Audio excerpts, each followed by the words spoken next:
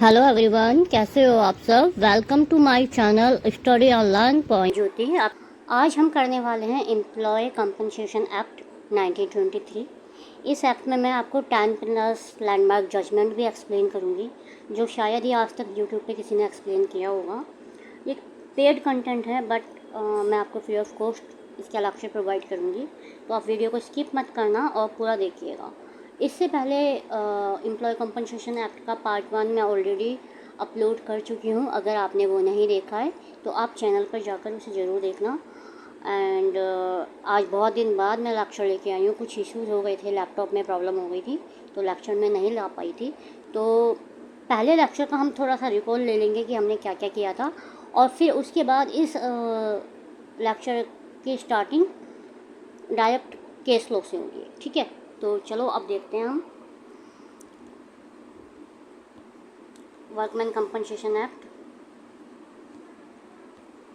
इसमें मैंने आपको बताया था टोटल 4 चैप्टर होते हैं, 4 शेड्यूल होते हैं, 36 सेक्शन होते हैं। ये कब एनेक्ट हुआ था? 5 मार्च को एनेक्ट हुआ था 1923 में। एनफोर्स कब हुआ था? 1 डे ऑफ जुलाई को हुआ था। और टोटल केस लो कितने डिस्कस करें मैंने इसमें, वो मैंने करे हैं मोर देन 10।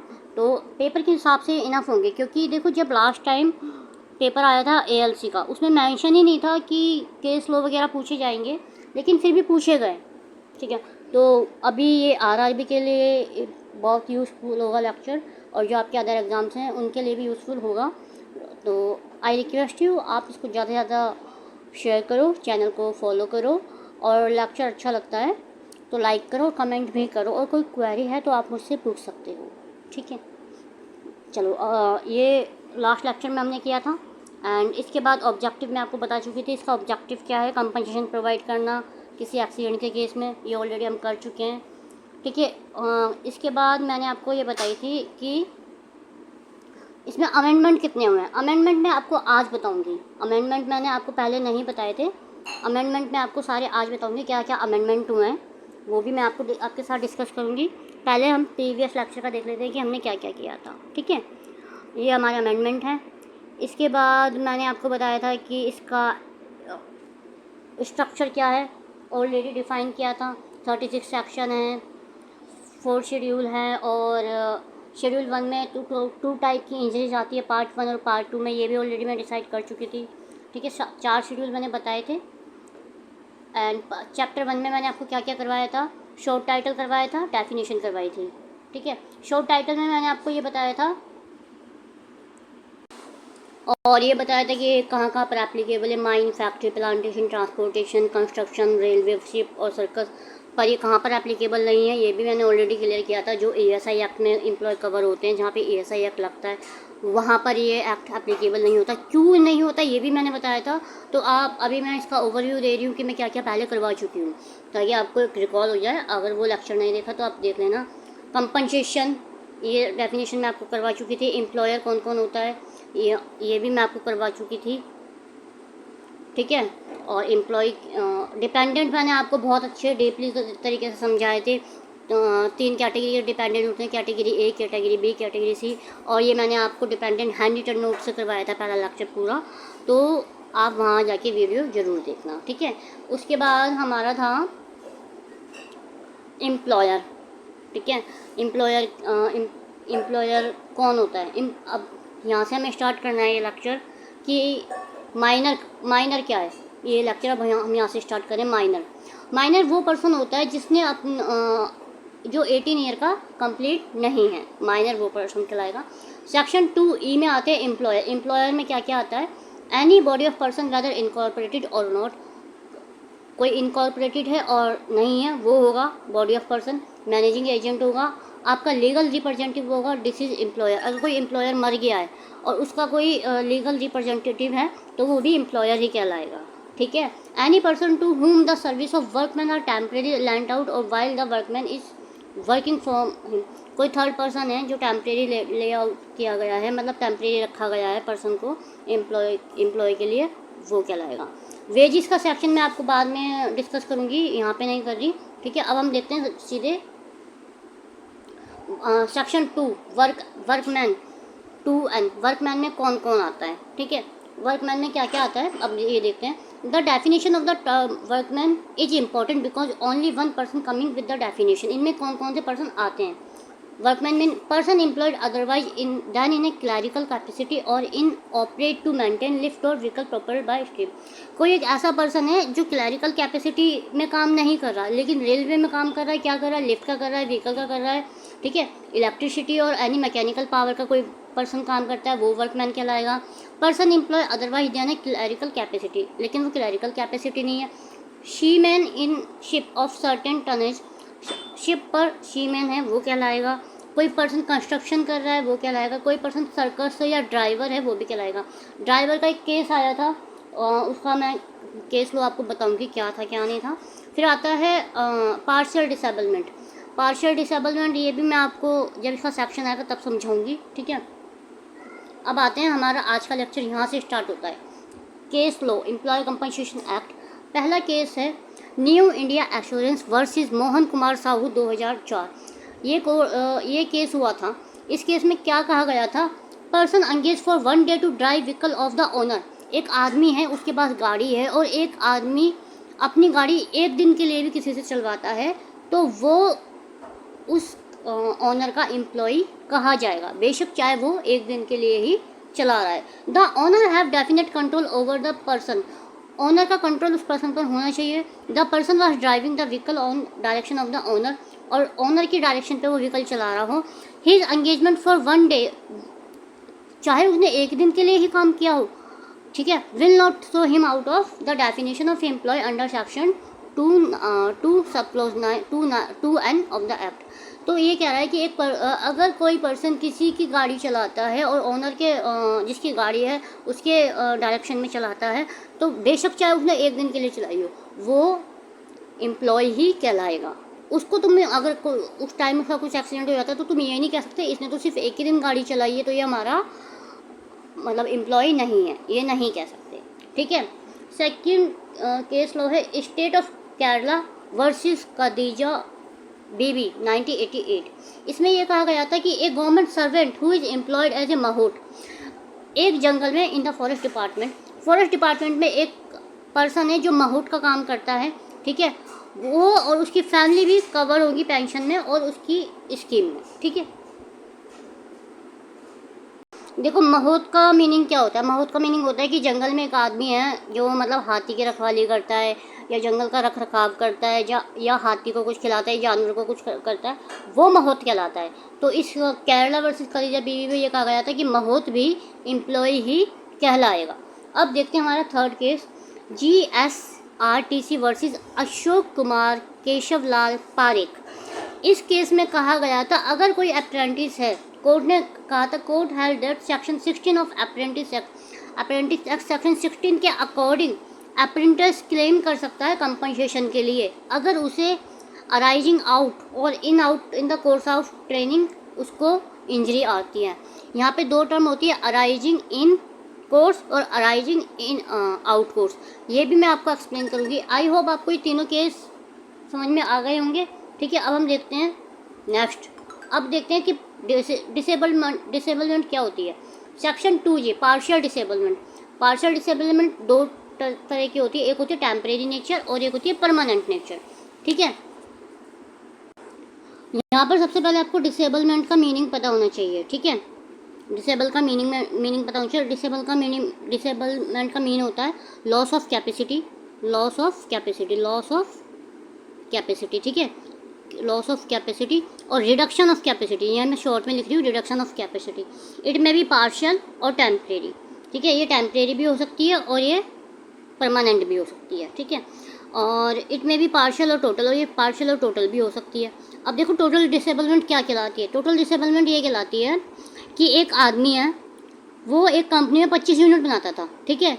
अब उसका पूरा हाथ कट गया तो अब तो वो एक भी नहीं बना पा रहा ना, तो ये कहलाएगा टोटल डिसेबलमेंट। ये सारी आपको मैं समझाऊंगी, ठीक है। अब हम देख रहे हैं हमारा पार्शियल सेक्शन 2G में पार्शियल डिसेबलमेंट। इसमें हमने देखा कि दो तरह के होते हैं, टेम्परेरी नेचर और परमानेंट नेचर, ठीक है। देखो टेम्परेरी पार्शियल डिसेबलमेंट क्या होता है, ये मैंने यहाँ मेंशन किया हुआ है। disablement as reduced as the earning capacity of an employee and employment in which he was engaged at the time of accident during in the resulting in disablement। ये कह रहा है कि जब एम्प्लॉय वो काम ठीक से नहीं कर पा रहा जो इंजरी से पहले ठीक से कर पा रहा था, लेकिन दूसरा काम अच्छे से कर पा रहा है, मतलब उसकी जो कैपेसिटी है ना वो रिड्यूस हो गई है जब वो एक्सीडेंट पर था। ठीक है, आई होप आपको समझ में आ गया होगा कि मतलब ये जैसे आप ये लगा लो कि टेम्परेरी पार्शियल डिसेबलमेंट का एक एग्जांपल ले लो कि एक पर्सन है, वो ड्राइवर है, ठीक है, उसकी आंखों में कुछ इन्फेक्शन हो जाता है या कुछ चोट लग जाती है, तो वो उस टाइम पे तो काम ठीक से नहीं कर पाएगा ना, लेकिन जब उसकी इंजरी सही हो जाएगी तो वो काम अच्छे से कर लेगा, लेकिन वो और काम तो कर पा रहा था। तो ये हो गया आपका टेम्परेरी नेचर हो गया। परमानेंट नेचर में क्या होता है, reduce capacity in every employment, her employment में उसकी कैपेसिटी ख़त्म हो जाती है, ठीक है, वहाँ वो काम नहीं कर सकता। ठीक है, पार्शियल आपको समझ में आ गया होगा। अब आगे बढ़ते हैं। Section 2I qualified medical practitioner, ये कौन होता है? क्वालिफाइड मेडिकल प्रैक्टिशनर होता है, इसे स्टेट गवर्नमेंट डिक्लेयर करती है, स्टेट गवर्नमेंट नोटिफिकेशन निकालती है, उसमें क्वालिफाइड मेडिकल प्रैक्टिशनर आता है। ठीक है, second mean any person registered under central act, provisional act और an act of legislature providing for the maintenance of registered medical practitioner और in area such last mentioned act is in force. और एक ऐसा person जो पहले वहाँ पर appoint नहीं था, ठीक है, और गवर्नमेंट उसे नोटिफिकेशन के थ्रू लाती है। और क्वालिफाइड मेडिकल प्रैक्टिशनर का काम भी होता है कि वो सारे रजिस्टर मेंटेन करके रखता है। अब देखते हैं हमारा नेक्स्ट सेक्शन है हमारा सेक्शन 2 के सीमैन। सीमैन क्या होता है? Seaman mean any person forming part of the crew any ship पर किसी की भी पार्ट पे काम कर रहा हो, बट वो शिप का मास्टर नहीं होना चाहिए। ठीक है, टोटल डिसेबलमेंट मैंने अभी आपको बताया था सेक्शन 2L। टोटल डिसेबलमेंट क्या होता है कि पर्सन की कैपेसिटी ही ख़त्म हो जाती है, वो परमानेंटली, या तो ये एग्जांपल ले लो कि उसकी टोटल लॉस ऑफ साइट चली गई, दोनों आंखों की रोशनी चली गई, या उसे कोई कॉम्बिनेशन ऑफ इंजरीज आ गई, तो ये कहलाएगा आपका टोटल डिसेबलमेंट। मतलब 100% उसकी कैपेसिटी, अर्निंग कैपेसिटी रिड्यूस हो चुकी है। ठीक है, वो इनकैपेबल है काम करने के लिए। ठीक है, अब मैं आपको ये बताती हूँ पार्ट 1 और पार्ट 2। शेड्यूल 1 में टोटल डिसेबलमेंट की इंजरी आती हैं, पार्ट 1 के शेड्यूल 1 में टोटल डिसेबलमेंट इंजरी आती है, और पार्ट 2 में आती है कॉम्बिनेशन ऑफ इंजरी, जैसे लॉस ऑफ थंब, उसका अंगूठा कट गया या पैर में लग गई, इन सबको जोड़ के वो आती है पार्ट 2 में। ठीक है, और अदर इंजरी। अब ये देखो टोटल डिसेबलमेंट जो होता है ना, उसमें अर्निंग कैपेसिटी 100 और मोर देन 100 होती है। ठीक है, और ये कहाँ पे स्पेसिफाइड है? ये स्पेसिफाइड है पार्ट H में। जो चीज़ें मैंने मेंशन नहीं करी है वो आप नोट डाउन कर लेना। ठीक है, इतना समझ में आ गया। अब हम देखते हैं सेक्शन 2M वेजेस। अब हम आते हैं हमारे सेक्शन नंबर 2M वेजेस। यहाँ पर मैंने आपको इजी करने के लिए लिख दिया है कि वेजेस में क्या क्या इंक्लूड होगा और क्या क्या इंक्लूड नहीं होगा।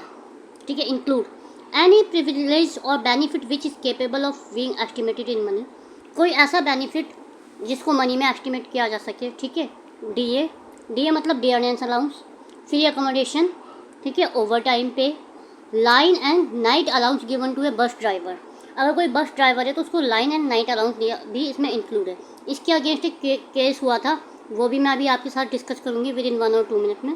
ठीक है, does not include travelling concession और एनी वैल्यू ऑफ ट्रैवलिंग। ये कह रहा है ट्रैवलिंग अलाउंस, और जैसे सपोज करो किसी एम्प्लॉय ने ज्वाइन किया है, ठीक है, तो ज्वाइन करने से पहले एम्प्लॉयर उसको एक ट्रैवलिंग अलाउंस देता है कि तुम्हें, जैसे मान लो वो दिल्ली में रहता है, ठीक है, लेकिन उसने ज्वाइन किया बेंगलोर में, तो बेंगलोर वाला एम्प्लॉयर कहता है कि तुम दिल्ली से बेंगलोर आओगे, उसका ट्रैवलिंग अलाउंस हम तुम्हें देंगे। ठीक है, तो वो इंक्लूड नहीं होगा। ठीक है, पीएफ कंट्रीब्यूशन का कोई पीएफ करता है तो वो इंक्लूड नहीं होगा। स्पेशल एक्सपेंसेस, कोई स्पेशल एक्सपेंसेस है वो नहीं होगा। ठीक है, चलो अब आगे देखते हैं केस लो। देखो वेज में डीए कब इंक्लूड किया गया था?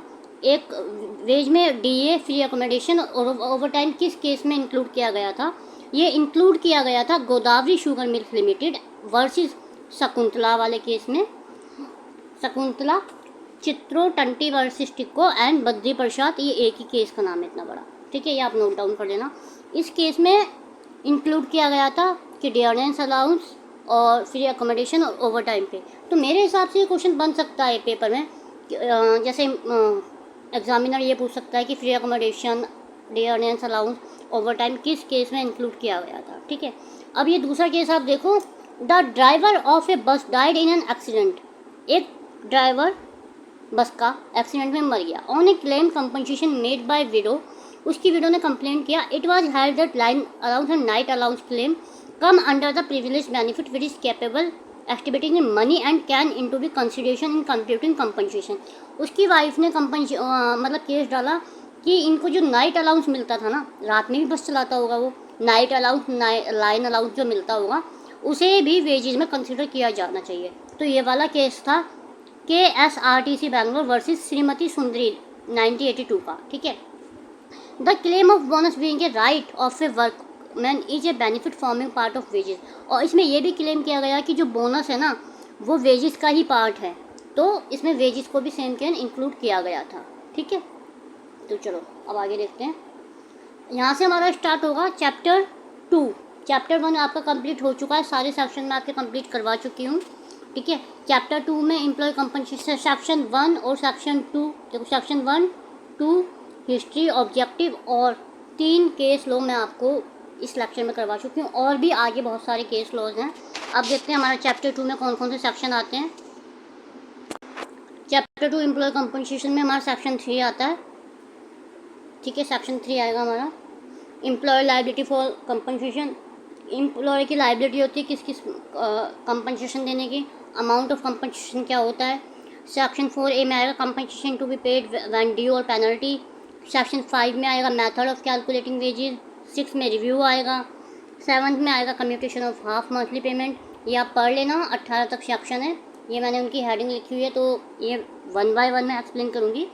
बाकी आपको मैं बता देती हूँ कि चैप्टर 2 में सेक्शन 3 से लेके सेक्शन 18A पेनल्टी तक आते हैं, ठीक है। चलो अब आगे देखते हैं section 3।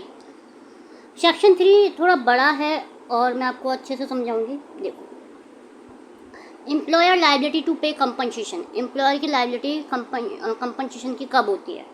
In case of personal injury और ऑक्यूपेशनल डिसीज, ठीक है। यहाँ पर मैं आपको पर्सनल इंजरी, ऑक्यूपेशनल डिसीज सारी चीज़ें 1 बाय 1 एक्सप्लेन करूँगी। As per section 3(1) of the Act, the following condition must necessarily be satisfied in order to qualify compensation. Compensation लेने के लिए कौन सी condition को qualify होना चाहिए? पहली है he must be a workman within the meaning of this act. वो workman होना चाहिए, employee होना चाहिए।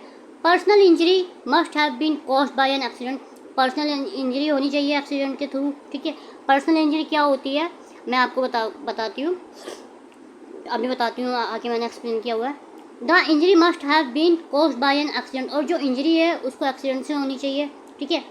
Accident must have arisen out और कोर्स ऑफ द एम्प्लॉयमेंट। अब यहाँ पे 2 वर्ड बार बार आ रहे हैं, अराइजन आउट और अराइजन इन। ये भी मैं आपको डिफाइन करूँगी, जैसे जैसे लेक्चर बढ़ता जाएगा हर चीज़ मैं आपको डिफाइन करूँगी, ठीक है। 5th में आ गया the injury cause by an accident must have result in workman death. अगर वर्कमैन की डेथ हो गई है तो, परमानेंट टोटल डिसेबलमेंट है तो, टेम्परेरी डिसेबलमेंट है तो, इन कंडीशंस में एम्प्लॉयर की लाइबिलिटी बनती है कि वो कंपनसेशन देगा, ठीक है। अब ये देखो, under section 3 of the act provide the liability of employer in case of occupational disease. Occupational disease में 3 शेड्यूल आते हैं, part A, part 1, part C, ठीक है। Part A of schedule 3, part B of schedule 3, part C of schedule 3। फिर आती है occupational, फिर आती है पर्सनल इंजरी। पर्सनल इंजरी में क्या आता है? पर्सनल इंजरी, एक्सीडेंट और arising out of employment and in course of employment, ठीक है। अब ये कह रहा है कि एम्प्लॉयर कब लाइबल नहीं होता। ये आप घबराना मत, मैं सारी चीज़ें आपको 1 बाय एक्सप्लेन करती जाऊँगी, ठीक है। कब लाइबल नहीं होता? Disablement not exceeding 3 days. अगर 3 दिन से पहले उसकी चोट ठीक हो जाती है तो उसको कंपनसेशन नहीं मिलेगा। Accident due to influence of drunk, अगर एम्प्लॉय ने ड्रंक की हुई है, ड्रग्स लिया हुआ है या कोई ऑर्डर फॉलो नहीं किया या सेफ्टी रिगार्डिंग एम्प्लॉय ने उसे बताया था और उसने वो फॉलो नहीं किया तो भी उसको कंपनसेशन नहीं मिलेगा। सब कुछ वन बाय वन डिस्कस करूँगी मैं। चलो अब देखते हैं ऑक्यूपेशनल डिसीज। सबसे पहले हम देखते हैं कि ऑक्यूपेशनल डिसीज क्या होती है, फिर मैं बताऊँगी पर्सनल इंजरी क्या होती है। ठीक है, ये सब मैं आपको बताऊँगी। Worker employed in certain occupation are expose to certain disease which are inherent in those occupation. देखो ऑक्यूपेशनल डिसीज वो होती है अगर कोई एम्प्लॉय किसी फैक्ट्री में काम कराए, उस फैक्ट्री में काम करते करते उसे वो डिसीज हो गई है तो वो ऑक्यूपेशनल डिसीज कहलाएगी। यहाँ पे मैंने कुछ एग्जांपल लिखे हुए हैं। इन्फेक्शन ड्यू टू कंटेमिनेशन दे दो, इन्फेक्शन हो गया। इंफ्रा रेडिएशन से इन्फेक्शन हो गया। स्किन डिसीज हो गई केमिकल लेदर प्रोसेसिंग यूनिट में। हेयरिंग कैपेसिटी, उसकी हेयरिंग कैपेसिटी चली गई शोर की वजह से। लंग कैंसर हो गया उसे डस्ट की वजह से, ख़राब डस्ट की वजह से। ठीक है, disease due to effect of heat और cold in extreme cold climate, और वहाँ पे क्लाइमेट की वजह से बहुत ज़्यादा, जैसे मान लो भट्टी ले लो, भट्टी में क्या होता है क्लाइमेट इतना गर्म होता है, उस क्लाइमेट की वजह से उसको कोई डिसीज हो जाती है तो वो भी ऑक्यूपेशनल डिसीज में आएगी। या आप दूसरा ले लो, जैसे आइसक्रीम बनती है, वहाँ पे ठंडा वेदर होता है, उसकी वजह से कोई डिसीज हो गई तो वो भी ऑक्यूपेशनल डिसीज में आएगी। ठीक है, चलो ये तीन अब कहते हैं पर्सनल इंजरी। पर्सनल इंजरी क्या होती है? पर्सनल इंजरी में ना नॉट ओनली इंक्लूड फिजिकल और बॉडीली इंजरी। पर्सनल इंजरी में क्या होता है कि फिजिकल और बॉडीली इंजरी इंक्लूड तो होती है, उसके अलावा क्या इंक्लूड होता है? नर्वस शॉक और मेंटल इंजरी। अब ये तीन कंडीशन मैं आपको ऊपर बता चुकी हूँ कि कौन सी तीन कंडीशन होनी चाहिए। ठीक है, एक्सीडेंट की। चलो अब ये देखते हैं rules regarding workman compensation. Section 3 ही चल रहा है अभी कि employ compensation act 1 is the most important social security legislation. ये सोशल सिक्योरिटी लेजिस्लेशन है। The act aim to provide financial protection. ये एक्ट का एम क्या है? फाइनेंशियल प्रोटेक्शन देता है एम्प्लॉयज़ को और उनके डिपेंडेंट को थ्रू कंपनसेशन के through in case of any accidental injury. ठीक है, अकर during employment which result in either death और डिसेबलमेंट, या तो उसकी डेथ हो जाती है या वो डिसेबलमेंट हो जाता है। अब देखते हैं when is employer liable to pay compensation, कब वो कंपनसेशन देगा। Section 3I of employer compensation lay down if personal injuries caused workman by an accident arising out and in course of employment. अगर अराइजिंग आउट और in course of employment के through उसका accident हुआ है ना तो employer liable होगा। Arising out और इन कोर्स आउट मैं आपको भी समझाऊंगी। ठीक है, injuries cause to workman by accident के थ्रू हुआ है, ये मैंने आपको ऊपर बता दिया है अभी। चलो अब ये देखते हैं एम्प्लॉयर कब लाइबल नहीं होगा। ये भी मैं आपको ऑलरेडी बता चुकी हूँ। सेक्शन 3 में कहा गया है कि कब लाइबल नहीं होगा, ऑलरेडी मैं आपको बता चुकी हूँ। ठीक है, चलो in respect of any injury which does not result total और पार्शियल डिसेबलमेंट। अगर उसे कोई टोटल पार्शियल डिसेबलमेंट मिले तो लाइबल नहीं होगा। कोई इंजरी से उसकी डेथ नहीं हुई है और वो डायरेक्टली एट्रीब्यूटेबल है, मतलब 3 दिन से पहले सही हो जाती है तो लाइबल नहीं होगा। अगर वो इन्फ्लुएंस ऑफ ड्रिंक और ड्रग्स लेता है तो लाइबल नहीं होगा। विलफुल डिसोबीडियंस करता है एम्प्लॉयर की बात का, वो एम्प्लॉयर तो कहता है मैंने तो तेरे को सेफ्टी टूल्स दिए थे, तूने नहीं पहले, तो लाइबल नहीं होगा। Willful removal of discard by the workman of any safety guard और अदर डिवाइसेज। अगर वो अपनी मर्जी से सेफ्टी डिवाइसेज उतार देता है और एक्सीडेंट हो जाता है तो लाइबल नहीं होगा। ठीक है, इतना आपको समझ में आ गया। अब डिफेंस ऑफ एम्प्लॉयर में ये doctor of assume risk, doctor of employer and defence doctrine of contribution negligence, ये सब मैं आपको करवाऊंगी नेक्स्ट लेक्चर में, और अराइजिंग आउट और इन आउट करवाऊंगी। अब आते हैं अमेंडमेंट। मैंने आपको अमेंडमेंट बोला था कि मैं अमेंडमेंट बताऊंगी। अमेंडमेंट मैं आपको बता देती हूँ कौन कौन सा अमेंडमेंट हुए थे, पीपीटी के स्टार्ट में ही थे। ठीक है, अमेंडमेंट मैं आपको बता देती हूँ, बाकी लेक्चर मैं आपको नेक्स्ट वीडियो में करवाऊँगी। ठीक है, चलो अमेंडमेंट कब कब हुए थे, चलो ये देखते हैं। हाँ, ये आ गया हमारा ऑब्जेक्टिव के बाद अमेंडमेंट। देखो इसे मिटा देती हूँ। हमारे क्या क्या अमेंडमेंट हुए थे। Workman compensation act 1923 is very important social security enactment, security and protection, security protection का एक्ट है। ठीक है, एम्प्लॉय कंपनसेशन में एक अमेंडमेंट हुआ था 2010 में, ये मैंने पहले लेक्चर में भी बताया था, जहाँ पर वर्कमैन और वर्कमैन को मेंशन किया गया था, बदला गया था किससे? एम्प्लॉय और एम्प्लॉय से। ठीक है, पहले क्या होता था, ये एक अमेंडमेंट ये हुआ था कि compensation payable on death from the injury, अगर इंजरी से डेथ हो गई है, मिनिमम ऑफ 80,000 इंक्रीज टू 1,20,000। पहले 80,000 मिलता था, फिर ये हुआ 1,20,000। 50% of the monthly wages of disease multiply by the relevant factor, और 50% मंथली वेजेस मिलती थी डिसीज को, जो उसका एम्प्लॉय का मतलब मर गया उसके घर वालों को मिलती थी by relevant factor. Relevant factor क्या होता है, कैसे निकालते हैं, ये भी इस लेक्चर में करवाऊंगी। ये एम्प्लॉय कंपनसेशन एक्ट बहुत लंबा लेक्चर होगा, इसके बहुत सारे पार्ट होंगे, तो आप स्किप मत करना। Each and everything I clear to you, ठीक है।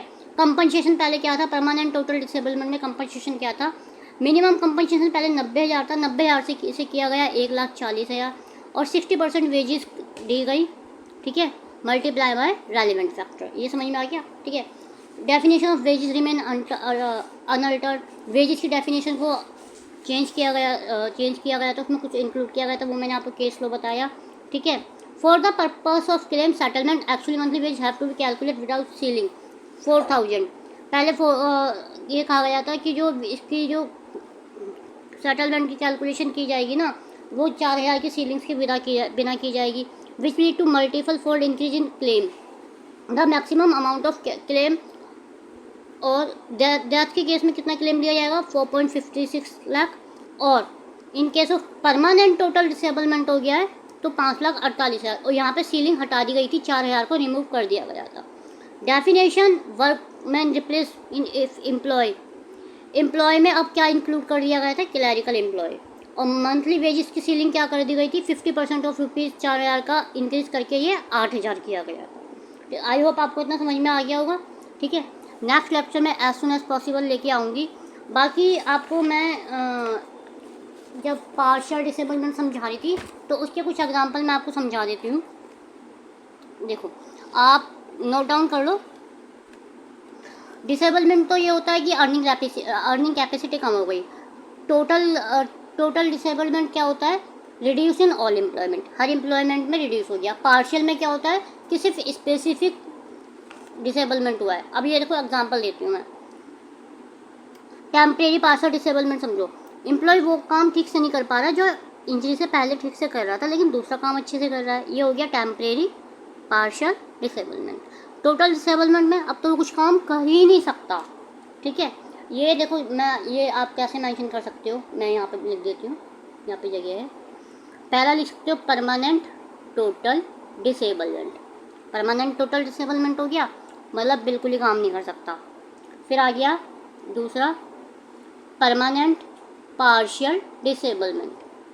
तीसरा आ गया टेम्परेरी टोटल डिसेबलमेंट। चौथा आ गया टेम्परेरी पार्शियल डिसेबलमेंट, ठीक है। टेम्परेरी में आपको समझ में आ गया। अब मैंने आपको ये बता दिया, परमानेंट में तो बिल्कुल ही मतलब उसकी काम करने की कैपेसिटी कम हो गई, ठीक है। टेम्परेरी में क्या हुआ, जिस एम्प्लॉयमेंट में काम कर रहा है उस एम्प्लॉयमेंट में अर्निंग कैपेसिटी कम हो जाएगी, ठीक है। पर परमानेंट में तो सब में कम हो गई, है ना। और पार्शियल डिसेबलमेंट क्या होता है कि एक आदमी, ये पार्शियल डिसेबलमेंट में क्या होता है कि एक आदमी था, पहले 50 यूनिट बनाता था और उसको 100 रुपये मिलते थे, बट अब उसका एक थंब कट गया, ठीक है। अब थंब कट गया तो वो 25 यूनिट ही बना रहा है, तो उसकी अर्निंग कैपेसिटी रिड्यूस हो गई, तो पार्शियल डिसेबलमेंट। आई होप आपको ये क्लियर हो गया होगा, ठीक है।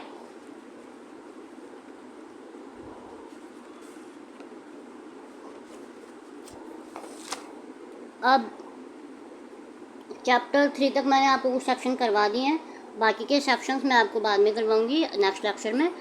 Till then keep learning, keep sharing, और वीडियो अच्छा लगा है तो आगे शेयर करना, चैनल को लाइक करना, सब्सक्राइब करना। और इस एक्ट में, एम्प्लॉय कंपनसेशन एक्ट में आगे बहुत सारे केस लॉ हैं जो मैं आपके साथ डिस्कस करूँगी। Okay, bye bye guys, thank you.